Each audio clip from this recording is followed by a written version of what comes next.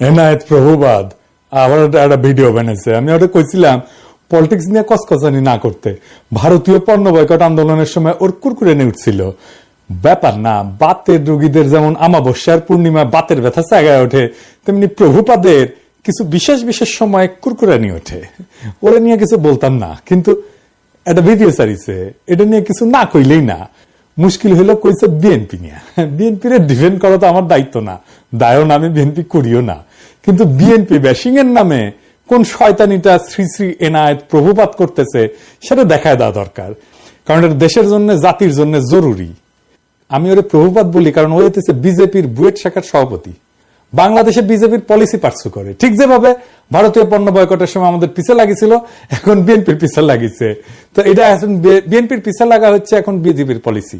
মানে বিজেপি এখন জানে যে আওয়ামী লীগ আর তো আসবে না, কিন্তু বিএনপি যেন না আসে ক্ষমতা, এটাই হইতেছে বিজেপির পলিসি। ও যেটা বলতে চাচ্ছে সেটা হচ্ছে আওয়ামী লীগ খারাপ, অবশ্যই ঠিক আছে, বিএনপি একই রকম খারাপ। বিএনপি একই রকম খারাপ একটা দল, এই বিএনপি কে ক্ষমতা আসতে দেওয়া যাবে না, ফেয়ার এনাফ। তো প্রভুবাদ আওয়ামী লীগের আমলে আওয়ামী লীগের শাসন নিয়ে কি কথা কবে পারছিল আপনারাই বলেন? তখন কিন্তু গোয়ার গু শুকায় গুটা হয়ে গেছিল, সেই সাহস হয় নাই। এখন ওর পৌরুষ জেগে উঠছে, বিপ্লবী হয়েছে, এখন এসেছে বিপ্লবী সাজিতে। ওই সময় কি কি করেছিল আসেন দেখি।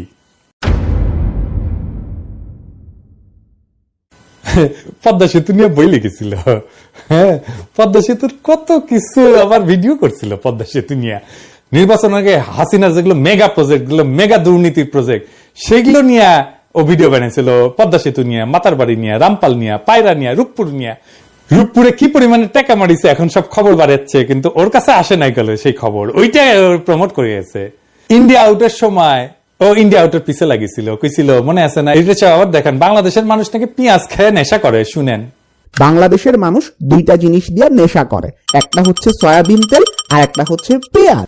আবার দেখেন নসরুল হামিদের উঠি যে ভিডিও বানায় প্রশংসা করে, হ্যাঁ। আবার ইসরায়েল পণ্য বয়কটের সময় স্টারবাক্সের মগ নিয়ে ওই উপহাস, দুইটা মগ, দুই হাতের দুইটা মগ নিয়ে উপহাস করছিল বয়কটকারীদের। আজ এডিটর সাহেব দেখান তো 5 আগস্টের আগের ভিডিও গুলো দেখান, এখানে টাইটেল গুলা, আর পরের ভিডিও গুলোর টাইটেল গুলো এটি দেখান। দেখেছেন? হ্যাঁ, বিপ্লবী পৌরুষ জায়গায় উঠেছে, বিপ্লবী হয়ে উঠেছে। আগে ছিল ধ্বজভঙ্গ, তারপরে 5 আগস্টের পরে ওর পৌরুষ জায়গায় উঠেছে। তা আসেন ভিডিওর শুরুতে কি কইছে সেটা দেখি। 5 আগস্ট বিকাল থেকে বিএনপির বিভিন্ন লেভেল থেকে এই দাবি আসতে থাকে যে আগামী 3 মাসের মধ্যে আপনাকে নির্বাচন দিতে হবে। তো ও বিএনপির দোষ দিতেছে। বিএনপি কেন বাংলাদেশের বর্তমান অন্তর্বর্তীকালীন সরকারের কাছে নির্বাচন চাইছে? তো একটা গণতান্ত্রিক দল তো নিজের দেশের সরকারের কাছে সুষ্ঠু নির্বাচন চাইবে না? বিএনপি তো হাসিনার কাছেও চাইছে নির্বাচন নাকি? তো এনাদের ওই যে বাবার দেশ ভারতের কাছে যে ওর নেতা সজীব ওয়াজেদ জয় 90 দিনের মধ্যে বাংলাদেশে নির্বাচন করায় দেওয়ার দাবি করলো, সেটা এনাদের ভালো লাগছে না? হ্যাঁ, দেখেছেন? আসেন একে একে অন্য অভিযোগ গুলা দেখি। ওই করছে যে মার্কিন দূতাবাসের সূত্র নাকি দাবি করেছে যে তারেক রহমান বিভিন্ন কনস্ট্রাকশন কোম্পানি আর প্রতিষ্ঠানের কাছে চাঁদা চাইছিল। শুনেন, মার্কিন দূতাবাসেরই আরেকটা সূত্র বলতেছে তারেক রহমান কোটি কোটি ডলারের অবৈধ সম্পদ সংগ্রহ করছেন। ঢাকায় আগে একজন মার্কিন রাষ্ট্রদূত ছিলেন যার নাম জেমস এফ মরিয়ার্টি। উনি বলতেছেন তারেক রহমান শুধুমাত্র যে মোনেম কনস্ট্রাকশনের মতন একটা লোকাল কোম্পানির কাছ থেকে ঘুষ খাইছেন এমন না, বলে রাখি মোনেম কনস্ট্রাকশন তারেক রহমানকে 4.5 লক্ষ মার্কিন ডলার ঘুষ দিছিল। আসল কাহিনী হচ্ছে মার্কিন দূতাবাস এরকম কোনো দাবি করে নাই। মার্কিন দূতাবাস তাদের কেবল মানে যে সমস্ত কমিউনিকেশন পাঠায় আর কি, তার দেশে কোথায় কি আপডেট হচ্ছে এইগুলা লিখা পাঠায় এবং বিভিন্ন বিষয়ে ওয়াশিংটনে মতামত চায়। এরকম একটা কেবল যেটা পাঠানো হয়েছে 2008 সালের নভেম্বরে, সেখানে তারা লিখছিল যে বাংলাদেশের দুর্নীতি দমন কমিশন তারেক রহমানের বিরুদ্ধে বিভিন্ন অভিযোগ আনছে, যার মধ্যে আছে অমুক কনস্ট্রাকশন ফার্ম থেকে চাঁদা দাবি, তমুক প্রতিষ্ঠান থেকে চাঁদা দাবির অভিযোগ।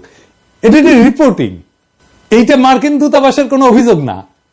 একটা দাবিও কিন্তু মার্কিন দূতাবাস বা তাদের কোনো সূত্র করতেছে না। এই অভিযোগ আনছে মইনুল আহমেদের সরকারের দুর্নীতি দমন কমিশন, যারা তখন -2 ফর্মুলা বাস্তবায়নে ব্যস্ত। আর আমেরিকা দূতাবাস সেই মামলাগুলোর বর্ণনা করতেছে, আর কিছু না। কিন্তু এই মামলাগুলো কিভাবে হয়েছে সেটা একটা বর্ণনা কিন্তু আছে মহিউদ্দিন আহমেদের বই 1/11-তে। এই মামলাগুলো হয়েছিল সরাসরি মইনুল আহমেদের নির্দেশে, যদিও তখনকার এনবিআর বা দুদক কেউই তারেক রহমানের বিরুদ্ধে কিছুই পায় নাই। বইয়ের 274 পৃষ্ঠাতে মহিউদ্দিন আহমেদ যখন তৎকালীন এনবিআর এর শীর্ষ কর্মকর্তাকে তারেক রহমানের মামলাগুলোর ব্যাপারে জিজ্ঞেস করছে, উনি উত্তর দিচ্ছেন, কি বলতেছেন, তাদের বিরুদ্ধে তো কোনো মেজর কেস পাওয়া যায়নি, যেমন তারেকের তো কোনো কিছু প্রমাণিত হয় নাই, তার তো কিছু পাই নাই বলতে গেলে, দেখেছেন। এবং এই 1/11 বইতে খুব বিস্তারিত ভাবে লেখা আছে কিভাবে মইনুল আহমেদ বাধ্য করছিল এই সমস্ত মামলা দিতে। এবং আমরা সবাই জানি যে কিভাবে তখন ব্যবসায়ীদের তুলে নিয়ে বিভিন্ন রাজনীতিবিদদের বিরুদ্ধে মামলা করতে বাধ্য করা হইতো। সেই মামলাগুলোর সূত্র ধরে এই প্রভুপাদ ভিডিও বানায় ফেলছে যে তারেক রহমান চাঁদাবাজি করছে, দেখেছেন। মানে মানুষের তো ইন্টেলেকচুয়াল একটা অনেস্টি থাকবে। উনাকে আবার ছাত্র পড়ায় বুয়েটে, ছাত্র কি শিখবে ওর কাছ থেকে? ছাত্র সাবজেক্ট কি শিখবে জানি না, কিন্তু নৈতিকতা তো শিখবে না ওর কাছ থেকে। এখন প্রশ্ন হইতেছে যে মামলাগুলো হইলো গত 17 বছর, এই চাঁদাবাজি মামলা অগ্রগতি কি? গোড়ার ডিম, শূন্য। এটা চাঁদাবাজির মামলা হাসিনা গত 17 বছরে কোন আদালতে প্রমাণ করতে পারে নাই, এমনকি কোন বিবাদী এই সমস্ত ভুয়া মামলা চালাইতেও চায় নাই। তো প্রভুবাদ কোত্থেকে পাইলো এগুলা?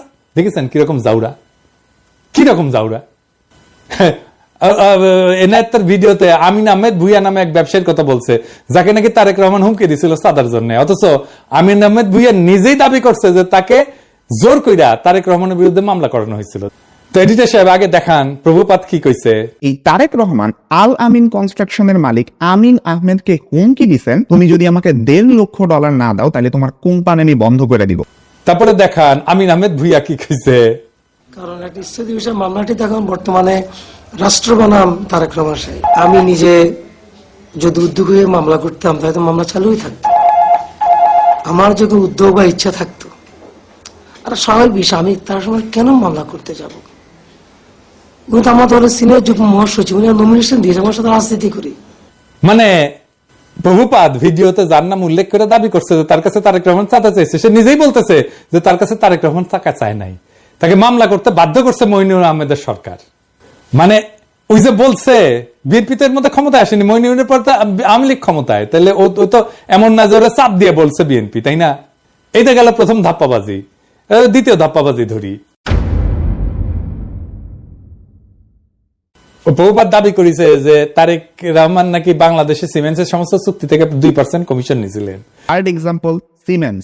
সিমেন্স থেকে এই তারেক রহমান এবং তার ভাই আরাফাত রহমান কোকো ঘুষ নিছেন বলে কিন্তু অভিযোগ আছে। একজন প্রত্যক্ষ সাক্ষী জানাইতেছেন বাংলাদেশে সিমেন্সের যত চুক্তি হইতো তার থেকে প্রায় 2% কমিশন এই তারেক রহমান নিতেন।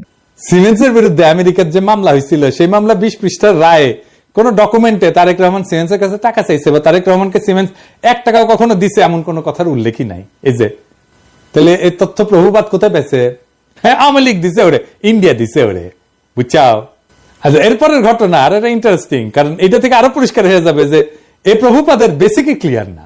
ওই দাবি করেছে যে টঙ্গীতে একটা 80 মেগাওয়াট প্ল্যান্ট নির্মাণের জন্য চীনা কোম্পানি হারবিন তারেক রহমানকে $7.5 লাখ মার্কিন ডলার ঘুষ দিছিল। শুনে 12ই অগাস্ট প্রধান উপদেষ্টার সাথে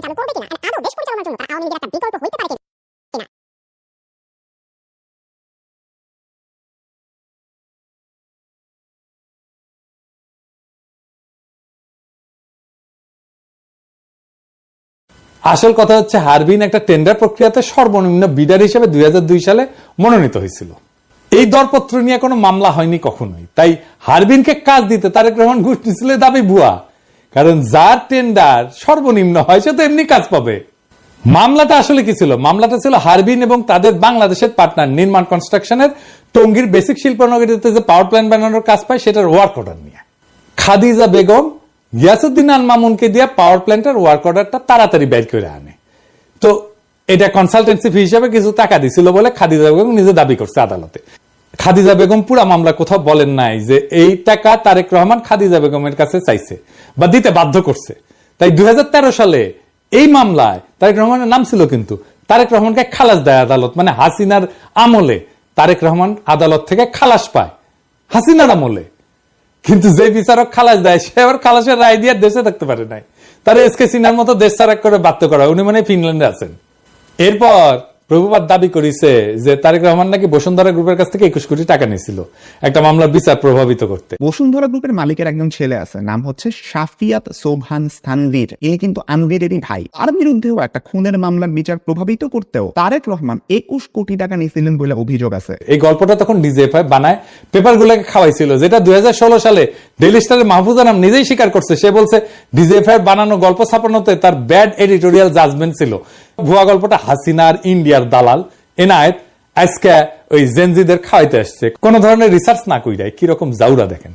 আকবর সোবহান সাহেবের ছেলেকে বাঁচানোর জন্য তারেক জিয়া এত কোটি টাকা দিচ্ছে, একদম ফিগারটা সব উল্লেখ ছিল, 50 কোটি টাকা দিচ্ছে। এটা খুব সুন্দর। তুমি প্রথমে তোমাকে বলতে হবে ডেইলি স্টারে ছাপা হয় না, শুধু প্রত্যেকটা আপনারা লিড করেছেন এটা। না প্রত্যেকটা, আই ডোন্ট রিমেম্বার দ্যাট। না আমার মনে আছে না, এই প্রত্যেকটা কাগজে ওটা ছেপেছে। আমি মনে করি যে আমার সাংবাদিকতার সময়ে, ওই সময়ে ডিজিএফআই এর দেওয়া নিউজ আনসাবস্টেন্টেটেড, আমি যেটা ইন্ডিপেন্ডেন্টলি প্রমাণ করতে পারি নাই, ওটা আমি লিখেছি, ইন্ডিপেন্ডেন্টলি ভেরিফাই করতে পারছি না। কিন্তু তুমি যদি আমাকে জিজ্ঞেস করো, আমার সাংবাদিক জীবনে, এডিটরের জীবনে ওটা হচ্ছে একটা বিরাট ভুল।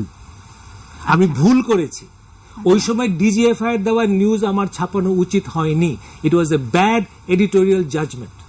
আমি অপকটে স্বীকার করি। কিন্তু ঘটনা হচ্ছে যে যতগুলো দুর্নীতির অভিযোগ আনছে তারেক রহমানের বিরুদ্ধে, সবগুলো 111 সরকার, এবং 111 তো আপনারা জানেন এটা ইন্ডিয়ার সরকার ছিল, তাই না?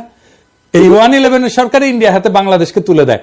এই যে ওই সময় 111 ডিজিএফআই মানে যারা আসলে ইন্ডিয়ার বানানো জিনিস, বানানো তরকারি খাওয়াইছিল, সেই জিনিসটা খাওয়াইতেছে প্রভুপাদ আইসকা জেনজিদের। এবার আসেন খাম্বানিয়া মিথ্যাচারের আলাপটা করি।